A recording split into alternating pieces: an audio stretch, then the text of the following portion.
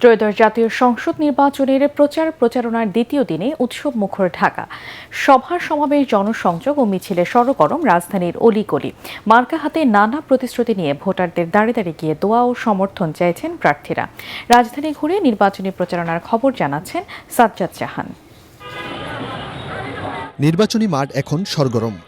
প্রচারণায় বিধিনিষেধ না থাকায় রাজধানীর অলিগলি, পাড়া মহল্লায় এখন উৎসবের আমেজ। জমে উঠেছে ভোটের মাঠের আসল লড়াই।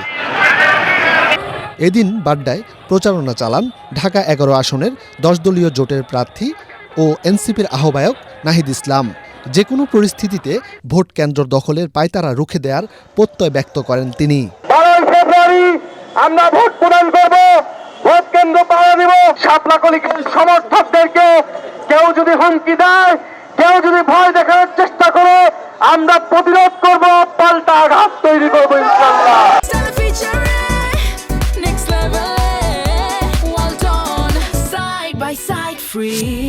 এই আসনের বিএনপির প্রার্থী এম এ কাইয়ুম প্রচারণার পাশাপাশি কম্বল বিতরণ করেন।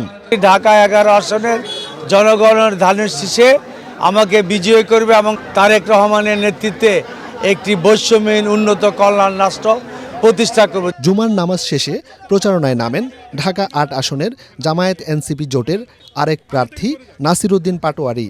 বলেন, প্রথাগত রাজনীতি থেকে বের হয়ে জনগণের কাতারে এসে কাজ করতে চান।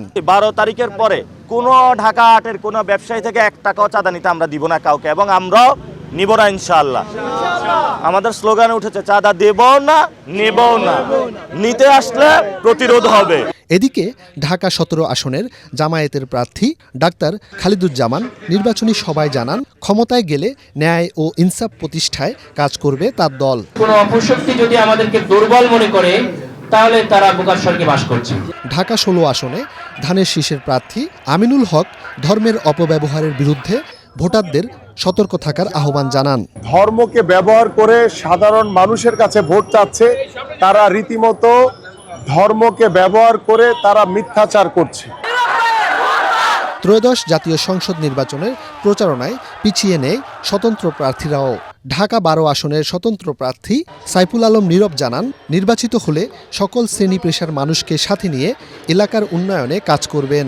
আমরা এই জায়গাগুলো যদি আমরা ট্রাকের নামে 5 বছর অথবা 10 বছর লিজ দিয়ে আমরা ট্র্যাকগুলো ওখানে রাখতে পারি, সরকারও লাভবান হবে, রাস্তাগুলো পরিষ্কার হবে। সাজ্জাদ জাহান, এটিএন বাংলা, ঢাকা।